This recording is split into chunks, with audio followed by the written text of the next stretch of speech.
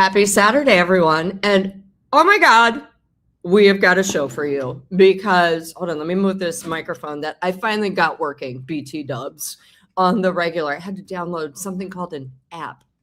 I mean, come on. Anywho, it's a big one today.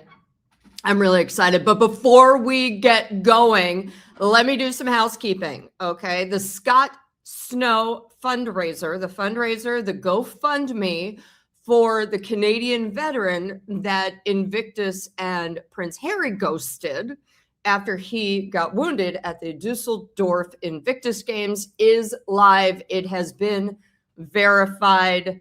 I urge everyone, if Harry, Meghan, and Invictus are going to ignore him, let's not ignore the veteran, shall we? The GoFundMe is in the video description right now, and it's live. Let's take care of this guy, huh? He's a good guy. Anyway, today, oh my God, 6 years ago, we had Megxit and the Freedom Flight, and now I think we're about to try to see some Megxin and the Failure Flight. I've got Alison Boshoff with me. I'm going to bring her up in 2 hot seconds. Oh my God. By the way, Kim Lair, thank you. You are a hero.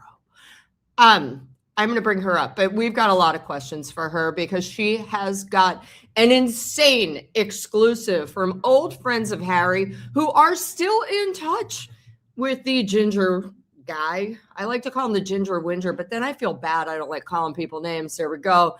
So what exactly do Harry and Meghan want? We're going to get into that.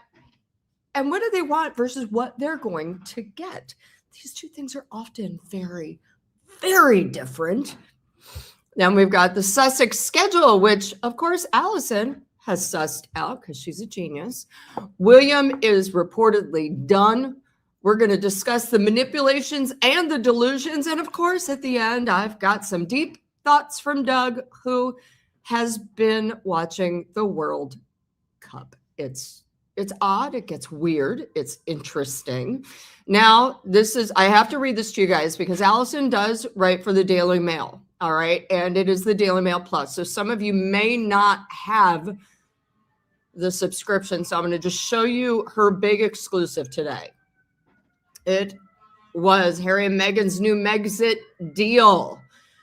She reveals what the Sussexes have agreed to ahead of their return to the UK and why it will finally see the king reunited with his beloved grandchildren. She writes, as revealed, which this meeting, which is to include a meeting with the king, felt like emotional blackmail. We've talked about this before. Of a father by his son. Sources are also pointedly adding that the issues over security that kept Harry out of the country for years remain unresolved. But for all the talk, what no one seemed to be able to pinpoint last week was what Harry and Meghan would be doing here, beyond launching the run-up to next year's Invictus Games, where they might stay, who they might see, and whether they would bring a photographer or camera crew along with them. Here's a hint. There is. Harry's even hoping, I'm told, to have Meghan and Archie and Lilibet meet brother William plus Kate and their children. The delusion, denial ain't just a river in Egypt, you guys. That's not part of Alison's piece, obviously. First and foremost, though, Harry is aiming for a complete reset of his relationship with his father, with friends saying it is likely a stay and being planned for the Sussexes at Sandringham, not the main house. The visit will be strictly private, no cameras, no subsequent Instagram posts, no relevant revelations in interviews after. A source close to Harry told Alison, Charles has let him know that he is really looking forward to seeing his grandchildren. Harry is looking forward to the visit and to building bridges. That is what everyone wants. It was decided months ago that he would be coming with the children and with Meghan as well. A friend of Harry's said the conversation started in January. Harry said he wanted to come over with Meghan and the kids for Invictus and proposed that the palace could support them. The view was that he would have to ensure that all of the family part of the visit remain private. He has agreed to that in a heartbeat. The way he has conducted himself since then, I mean, this is insane, has led to confidence in his new version of Harry. He has changed a lot since Megxit. He has grown up. By the way, I just need to say, this is Harry's friend saying this. This is not what Alison or I are saying, or I don't know, anyone. Some news which will have Charles's court spluttering is that there will be cameras in tow as the Invictus activities are being recorded by a film crew. As for Prince William, described by Harry as his arch nemesis, he is widely reported to be entirely unwilling to forgive his brother. The Daily Mail's diary editor, Richard Eden, whom we love, BT Dub, who broke the story of Project Thaw, the existence of a group of senior establishment figures aiming to warm up the family and the public for some kind of return by Harry, was categorical this week when the relationship between the brothers is still in the deep freeze. William made clear some time ago that he didn't want anything to do with his brother. A friend of William and Catherine told him. Harry's friend, however, says that there is a WhatsApp group via which Prince Harry shares family news and pictures with the wider royal family. This friend also makes the extraordinary claim that Harry has hopes of meeting with William and his family. The feeling among his friends is that Harry is likely to stay in Sandringham and that there will be a number of informal meetings with the wider family. And yes, that will include William. They do not hate each other, as has been reported. Are they tired of each other's attitudes to the situation? Yes. Are they wary of how the other will react? Again, yes. But there is a lot of hope that there might be a civil meeting between the brothers. Many years have passed and everyone is older. Their wives may just have to grit their teeth. I mean, you guys, we've got so much to discuss. And before I bring Alison on, I just want to say thank you to Melissa Jared. You rock. Thank you for your support. I appreciate you. All right, let's bring in the woman of the hour who can answer all of our questions because, whoa. Hold up. Oh, my God, there she is. Alison? Okay. I'm loving this so much. The days of our Montecito lives continues. We've got the Montecito camp saying, all's going to be forgiving. It's so great. They've totally blah, blah, blah. And then we've got Williams camp being like, doo, doo, doo, doo, doo. I'm not going to do the middle finger, but you guys know what I mean. And we've got Charles, who is like, listen, I was given a gift of a few more years. I do want to see my family. Alison, is this Meghan and Harry admitting to abject failure? Well, in many ways, yeah, of course it is, because, if things were going great for them in Montecito and they could make all this money, then maybe they would care a bit less. But then on a human level, these are human beings. And I'm sure that Harry would like to spend time with his father, and I'm sure he would like to make up with his father. Meghan and her motivations, I don't know, because she hasn't tried to make up with her father. But, I think Harry is a genuine human being, and I think he would like to be on better terms with his family. Maybe he should have considered that before, throwing petrol and lighting a match. Several times, not just once, several times. Yeah. So repeatedly, yeah, for sure. But no, go ahead. But this guy, this friend of his was saying to me, he's really changed, he's really grown up, and I don't think that the only motivating factor is the failure of their ambitions in California, which have failed, because I know that this was that making up with his father was the prime priority for Meredith Maines when she joined his staff, and that was in 2025, and that was just before the first Netflix With Love Meghan show went out. So they hadn't, and before As Ever launched. So those failures were still yet to come, and that was the direction of travel already. So Harry has been wanting this for quite a long while.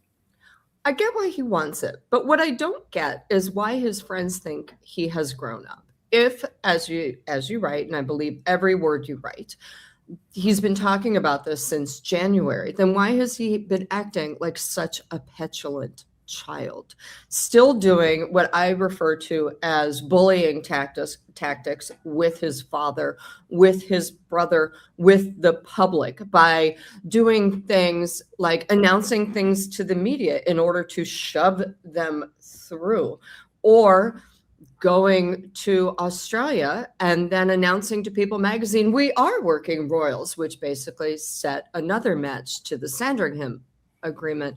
It seems that he's just really unhappy. I'm not sure if he's grown up. I think maybe, and I would like your point on this, because I don't think he's grown up. I think he's just really unhappy and finally saw that the grass was actually greener over there, where he had friends, he had things to do, he had people taking care of everything. I think he is unhappy. I think when the friend was saying about how he's grown up, I was thinking, oh, I don't understand what this means, what he's getting at. But actually, subsequently I did, because remember in April when Harry went to Ukraine, which was kind of a surprise, and he made that speech there, and everyone said, oh, how dare he, act like a statesman, he's an idiot boy, we don't need to hear from him. And then a week later, King Charles is on his trip to Washington, and he gave that speech in which he very pointedly supported Ukraine, much to the disgust of Donald Trump, I'm sure. And then, a few weeks later, after the terror attack in Golders Green in North London, Harry went first. He wrote an essay about anti-Semitism in the New Statesman. Again, everyone was like, weird, this doesn't sound like Harry, Mr. Naked Billiards, taking on a serious cause. And then lo and behold, a day later, Charles was, in lockstep also speaking about anti-Semitism. So I think what I now think we were seeing there was the beginning of this cohesion between Harry's camp and the King's camp. People don't like it, but it doesn't mean it's not true. I think that they were starting already then to work together, and that allowed the King to feel trust in Harry and in his camp and his advisors, that his son was changed, was mature, and was going to stick to his side of it, and he could trust him to come to the UK and not use it as an opportunity to sell jam and flour sprinkles. Well, I want to actually ask about that, because what I heard was Project Thaw, we'll get into that in a hot minute, but that it was really orchestrated and wanted by people inside the government like Yvette Cooper or Shabana Mahmood, and that they were the ones who were kind of writing the speeches for Harry, for King Charles. And now that Keir Starmer has resigned and both of those women might be out of a job, is this really a manipulation of the government? Is it the family? I'm a little confused by who's driving that bus. I am not the expert on the Project Thaw bus. That's my colleague Richard Eden. I am like you. I'm a showbiz idiot. I write about Harry and Meghan because there's a showbiz element to it, and then there happens to be this friend who I knew, and I thought, oh, I know who to ask about why this visit's happened, because really it seems so contrary to all common sense that Harry would be invited back, prodigal son, given everything, because this puts Charles on an absolute collision course with the heir. So you think, okay, so he's trying to set up a new situation where William has, where Harry has one foot in the UK. He loves it half in, half out, doesn't he? Oh my gosh! Where he has one foot in the UK. And then, so when he passes, William, it would be much harder to undo if situation's established. So there is a kind of, ticking clock. Let's get on with this. Well, the one thing I was going to say, and before I do, I just want to also say thank you, Cassandra. I appreciate you. I do want to say that it is fascinating, because it seems to me that it's not just Project Thaw within the family. It seems to be a Project Thaw with the British public, because these are their ratings as of April, and they haven't gotten any better. Ooh. Meghan's approval rating is at 20%. It's up from 19. So good for her. Harry's is right there hovering around 30%. Their disapproval ratings are through the roof. And so I have been told that this is also their way to look at the British public and say, hi, guys, remember us? Don't you remember how you loved us? But I think that road's going to be very, very difficult, don't you? I mean, they literally looked at the British public and said, not only is our family racist, you're racist, we don't like you, we're out of here. What do you think about that? Yeah, and I think they only have themselves to blame. I mean, the documentary Harry and Meghan had a lot of talking heads, and all of the British talking heads said things about the country that I simply don't recognise, and said that it was a very racially divided society. It was a racist country. And I thought, you know, in the context of America, then no, I mean, just no. And I think we are, of course, every society has its issues, and nobody is sitting here saying we're perfect. But I think it's very much a country where, you know, there is tolerance, kindness, our British politeness, you know, no. And we come to the defense of people who are bullied. We aren't the bully. We don't punch down. We don't like that stuff. So no, you know, I think, and they held up a mirror to society in that series, and they very much accused the British people of being racist, just as they did the royal family. So yeah, people really, you know, that's a very hard one to sugar over. And on this visit, I don't think there's going to be that much chance for it, because there are a limited number of sort of set piece, you know, Invictus things. I don't know, that will move the dial, you know, for the public. But that you know, Project Thaw for the public, that's going to take years, I think. So this visit is not it. This is the first, and there will have to be dozens, hundreds more visits, won't there? And, you know, maybe they'll come and spend every summer in the UK. Maybe that's what they want. Oh, dear Lord. I feel so bad for you, because when you get right down to it, the British taxpayers are paying for this visit, whether directly or indirectly. Harry and Meghan said they're coming over. Ravek said, okay, for this little bit of Invictus, we will pay. But then the king says, you can stay on one of my palatial kingly properties, which means that the king's security, which is paid by you, will be paying for these people. And, you know, correct me if I'm wrong, we've talked about this before, but it's not like the British public is doing all that well right now. Economics in the US and the UK, not great. So, but I think British people are fair, and I think nobody begrudges Harry protection from being picked off by a terrorist. You know, we have unfortunately had a very long history, you know, growing up as, you know, seemed to be almost every other week there was some awful terrorist atrocity with the IRA. We understand that as a former serviceman, Harry needs protection, and the situation has always been, it's unchanged. Harry will get the level of protection that Ravek deem he requires. Harry, for some reason, has quibbled with it like crazy, but we all agree, yeah, sure, protect him. That's not a problem. That is not, I don't think that's a problem. Yeah. I think what would be a problem was if Harry was given, for instance, you know, given Frogmore back. I think people wouldn't like that. I think that would be a sticking point. 100%. We're going to get into his schedule and where he's going to stay in just a minute, but Marianic 715, thank you so much, did make a point. A fair and just father does not sacrifice the welfare of his faithful son in favor of the traitor's vindictive son, even if that is his favorite. Do you think he's doing that? He can, well, all parents know the struggle, but there is, you know, he can be in no doubt about William's feelings, and he's going ahead and doing this anyway. He will be justifying it to himself, I'm sure, by saying this is about healing a division. And, you know, as a Christian person, that is what you should do, is to try and heal a division. But, you know, it does seem to really disfavor the heir. And, you know, we also know, I think, that there are issues of, you know, style and substance, differences of style and substance between the king and his heir. So this just adds to that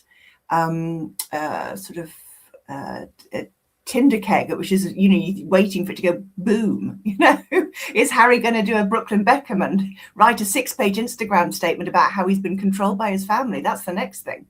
Yeah, you're not kidding. But I do wonder. Well, I wonder a lot, but let's get into what you learned, because at first it was just they're coming for 4 days. Then it was reported they're coming for 2 weeks. How long are they staying? What are they doing? And where do you think they will be staying? Will they be staying in London or in Sandringham? Well, it could be both. My person seemed to think that Sandringham was the most likely, but they didn't actually have direct knowledge of where. So I don't know the answer to that question. I'm not going to say I do. There are some events in London, and there are some events outside London. Obviously, Invictus is in Birmingham. And, you know, then there is time when they are not doing events, and they could be quite comfortably at Sandringham. The king spends time at Sandringham. There's a big flower show in Sandringham in early July. They could quite happily show up there and spend time with the king there. Now, do you think they'll be at the main house? Because I heard absolutely no way the main house. Oh, yeah, no, I'm sure they will. Oh my they are going to be afforded every courtesy. It is the full unpicking of Mexit. This is not a drill, Paula. And you know, that you and I may have feelings about it. That doesn't make it not true. It is true. That is true. But also, I think William's head is going to pop up. Well, possibly. Yeah. I can't. What the heck is going on? It's like, hey, you can crap on my dinner plate, set it on fire, and I'm going to come back for more. So what exactly are they going to be doing? What is Meghan going to be doing? Because we know this girl does not like to hide. Well, Harry's friend was saying, oh no, Meghan's doing nothing. No, but this is not true. She is doing all of the Invictus launches with Harry. She will be at his side. They're doing all the public facing stuff they're doing as a couple, but not with the kids. So got it. So she will be at the Well Child and Scotty's Little Soldiers and all this stuff, doing what she will be the supporting consort. Yeah. 100%. Are any of these outfits going to appear on One-Off like they did from Australia or from the Invictus Games? The agreement is that they will not. Really? So she's not allowed to sell anything while she's Nothing. there. No shenanigans, in the British phrase. I mean, do we think she's going to hold to that? I think she has to, because you know what? They have been working on this for 2 years. And you see with what Harry did with Ukraine and the anti-Semitism, how seriously he is taking recalibrating this relationship and actually making it work. He really, really, really wants to make it work. So, yeah. Well, I mean, the anti-Semitism only started, the crusade against anti-Semitism only really started about 4 weeks ago, because before that they were hanging out with charities and people who were very pro-Hamas and even giving money to anti-Semites via Archwell. So, you know, it seems like they're just invested in saving their ass any way they can, because again, for 2 years, they've kind of seen everything fall off a cliff. But it is interesting that they understand that Harry's father is the one who can save them, whereas Meghan still has no sympathy or compassion for her father, who is back in the States, who still has not met his grandchildren and won't have access to anything. Yeah, I think he's still in the Philippines, actually, isn't he? No, he came back for a little bit. Yeah. Okay, interesting. Well, yeah, no, I mean, I can't speak to what's going on in that relationship. Nothing much. No. I think it's very sad. I suspect that when Thomas does pass, Meghan will have a story to tell about her childhood, which she hasn't told. And Here it's going to be ugly, so we just have to wait and see what that will be. Yeah. Yeah. I've heard that too. It's amazing how she'll do it once he's not around to defend himself, eh? Well, yeah. Yeah, I hear you. Nothing I can say. No, I know, but we know how these things go. So while they're there, what exactly are they hoping to achieve? And, here are the rumors. Let's play fact v fiction, shall we? Okay.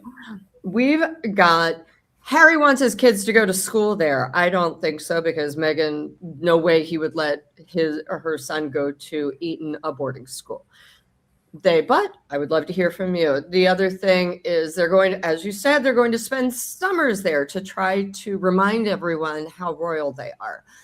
They are going to try to come up with different businesses. What is their game plan?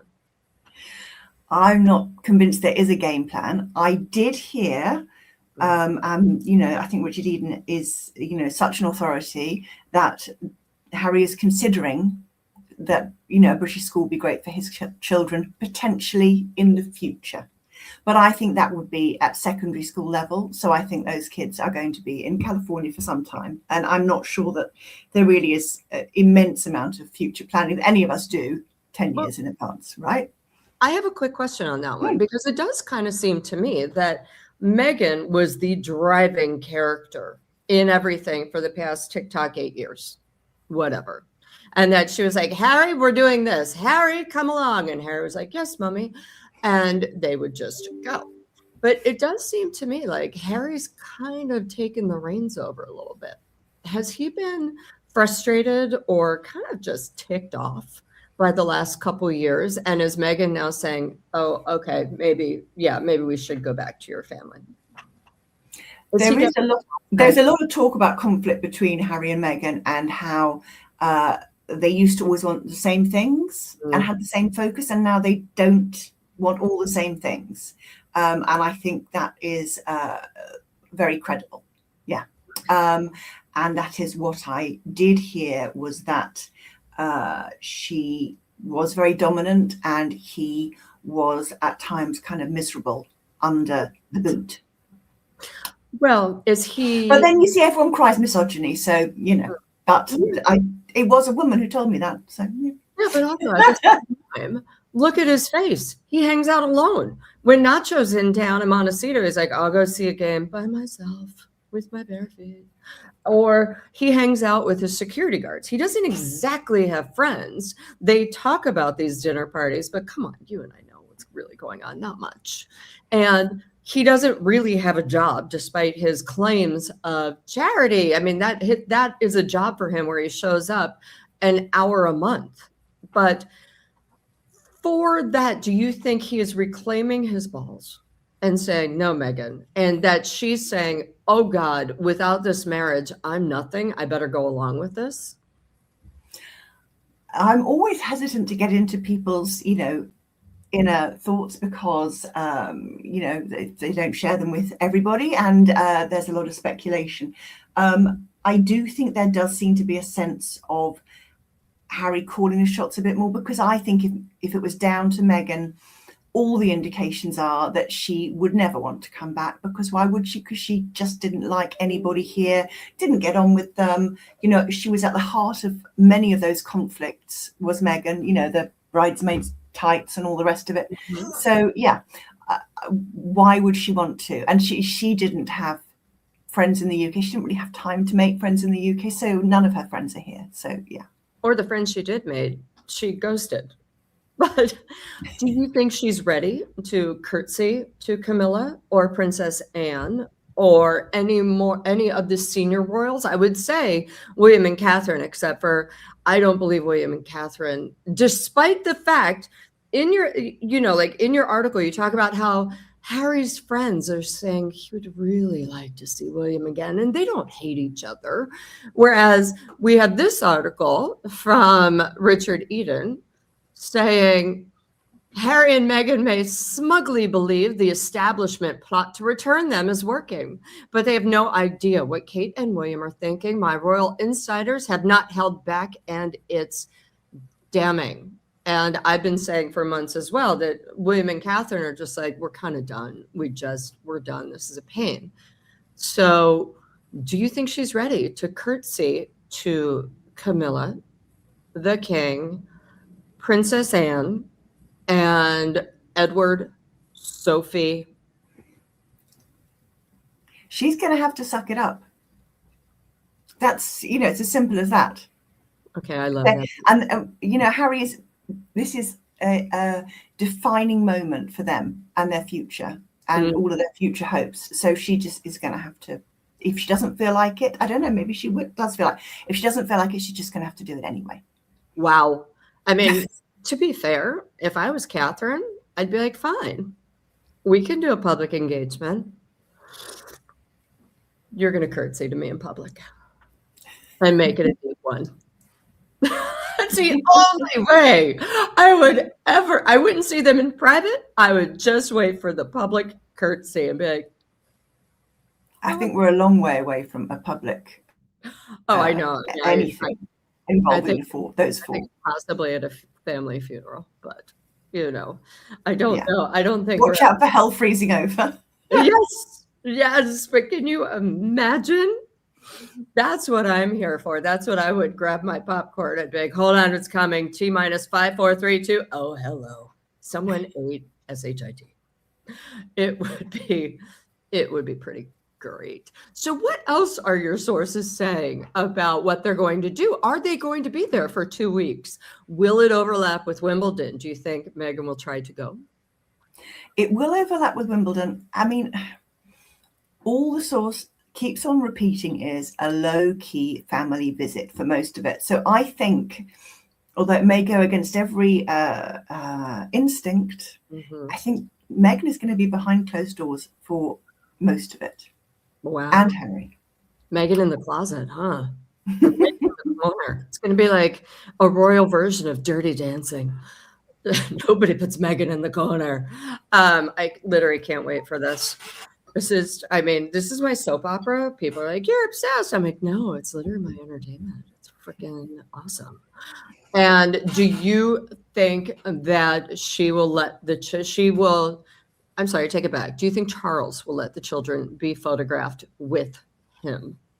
Because as you and I know, anything that they do, the fear is it may not come out now. It may not come out in a year, but when she gets angry again, and she does, and we know that she feels slighted and she enacts revenge. We know that she is a vengeful type of person. They don't want to it doesn't seem to me that they don't want to give her any ammunition for a book, an Instagram post, a interview with Gayle King or Oprah again. They have been told no photos. I would be surprised if some photos weren't taken, but I think not by them. So then they don't have the photos. So maybe the king will get an aide to take a picture, perhaps. And then there'll be a photo, but they won't have it. It'll be his. Yeah. I think she's going to show the children's faces and pull and say, if she does, well, Catherine and William do it. And now we're just taking out the furor over their faces. Well, I mean, when they come to the country, when they travel in, it is likely that we will see the children's faces, isn't it? So that moment is coming. Well, do you think we might see their faces, but we also know the British press won't publish them. So what do you think? Do you think they will? They will if they are given permission to. Oh. We'll see. Interesting.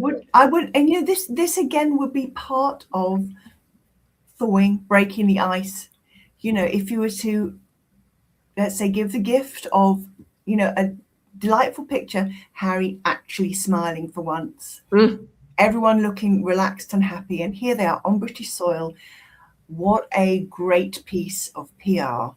Because nobody boos a 5-year-old, let's be clear, okay? Exactly. Or a 7-year-old. Thank you. If you have 2 adorable children And Harry with a smile, that is a great piece of PR to remind the British public, this is someone you used to really like. And look, he's got a family, how heartwarming and nice. Everyone, wished him well so much, when his mother died, and that defining event for his tragic event for his life. And to see him happy with his own family, actually, I think is almost unnaysayable piece of good publicity. I mean, I agree with that, but it is also hypocritical, isn't it? The entire time they have said, don't put your children up, don't do this. And then they keep, of course, being hypocritical and semi-voted. And I've always said, the more unpopular you get, the more of Lily's face you see on her Instagram, which is, another thing. And now they're just as unpopular as they probably could get. So we might get the whole shebang. Hey? Yeah, maybe the moment's come now. Yeah. Oh, all right. We have a question from Mary. Thank you, Mary. Will King Charles's unpopularity allow William to undo the dig-in by Harry and Meghan? Before or after King Charles is dead, I guess, is the question. I mean, I don't know. And would he? It depends how far it goes, doesn't it? It depends how far it goes and what the situation is when that moment comes. That's gonna, that could be a massive battle. But you see, William would look bad. He would look vengeful, and it would be easy to make him look bad if he started to move aggressively, because because he would look all those bad things like bullying, uncaring. Yeah, so he's in a really difficult position. He is. Although I do think that there is room for him to pull a Queen Margaret of Denmark and just say, everyone loses their titles except for these two. Move it. Keep it moving. It is very difficult to do. You are correct, especially since the British public is so adamant about, we love our, the monarchy is losing popularity, but they still love the monarchy, and they want a prince or a princess or someone to cut a ribbon. They do. They just do, And William, he knows his duty is to protect and preserve the monarchy. So he has to, regardless of personal feelings, he has to do what is best for that. Oh, gosh, talk about a bitter pill to swallow. And it also seems to me that Meghan and Harry haven't really swallowed any bitter pills. They've all done everything. They wanted Megxit, they got it. Now they want Meg's in, they're getting it. And it doesn't seem like there are really any consequences for their actions, does it? I'm sure that's what makes it difficult to forgive, because Harry was asked during his book tour for Spare about the possibility of reconciling with his family, and he said, well, without truth there can be no reconciliation, i.e. he wanted them to accept that his version of events was true. Well, he also wanted an apology. Both sides want an apology. Has one been given? Is one going to be given? And will he ever understand that his truth are recollections that have varied? Yeah, I don't think, this, one of the many things that's amazing about this is there has been no apology that anyone's aware of. There is no, you got to come here and say sorry. What's being offered is, come back, behave yourself, and we'll see where it leads. Yeah, right. Come back, behave yourself. And then if we upset you again by not giving you exactly what you want, you will throw a tantrum again. I mean, this is unfortunately a pattern of behavior. It's almost like the definition of insanity, doing the same thing over and over and expecting a different result. Right now, we have one more question. Paula and Alison from B2 and ATX. You are the best. Thank you. Thank you, B2 and ATX. We love you. My question is, does King Charles care about public opinion at all?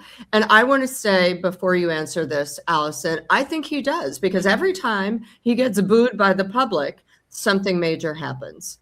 He gets booed by the public, Andrew loses his title. He gets booed by the public, Andrew gets kicked out of his house.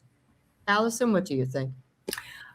Yes, I think he does, and I think he has to, and I think it goes back to what I said before about he has to preserve and protect the monarchy. So although, as the monarch, he's the head of the family, but he's also a human being. But so yes, does he care? Yes, but actually that is actually almost the whole of the job of the monarch. We are ruled by consent.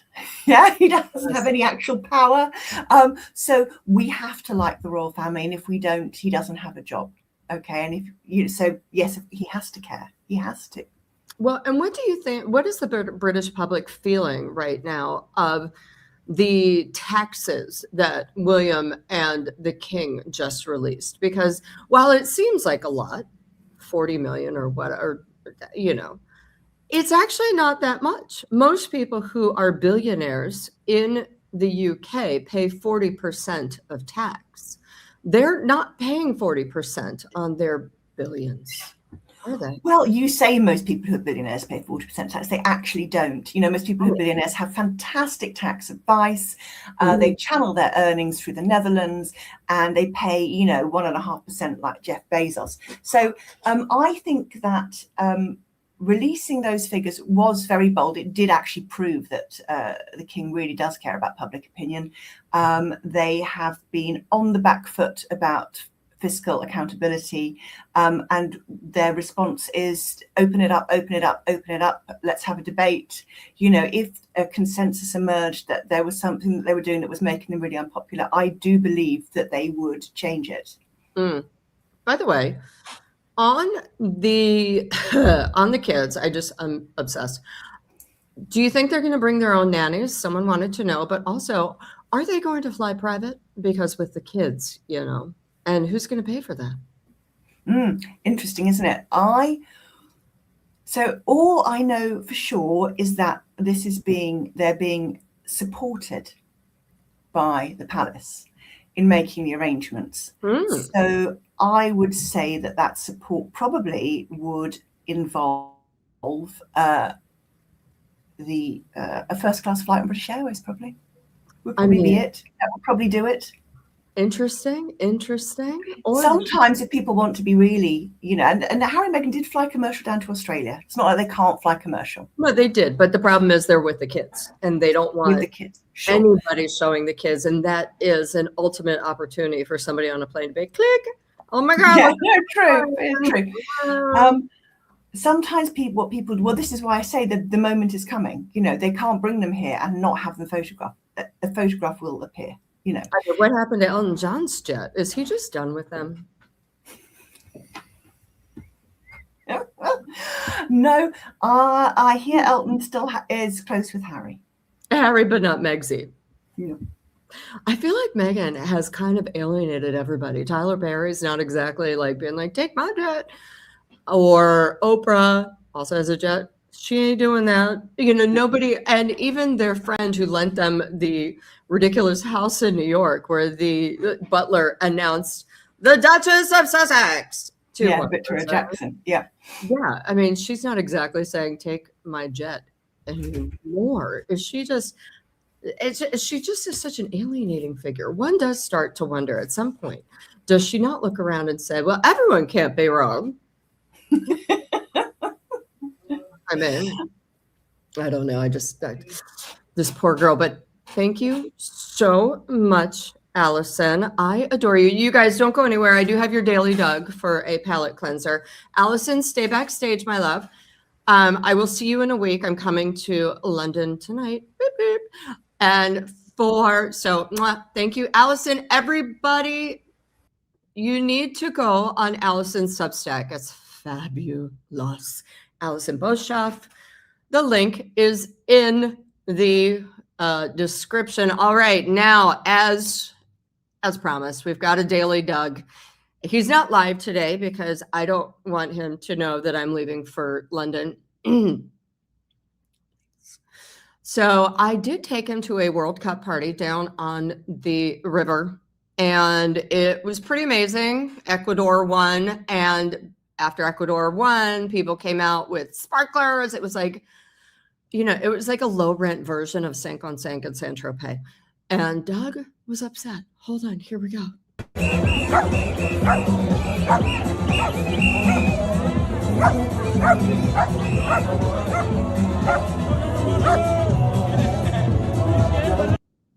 Yeah, that's right. That's my guy. Here's a kid from the streets of Georgia, now living the life in New York City. He does not like fake grass, and he does not like sparklers.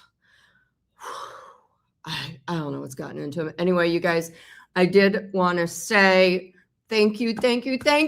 Like, subscribe, hit the bell, go to my Substack. I will be updating the Substack next week with the things I'm learning. I will try to do YouTube. It's going to be hard because I don't know about ye old British internet where I'm staying, which is with a fabulous friend. But I will have everything when I get back. I will, of course, try to do some updates. And again, thank you guys so much. I really appreciate you. All right. Take care.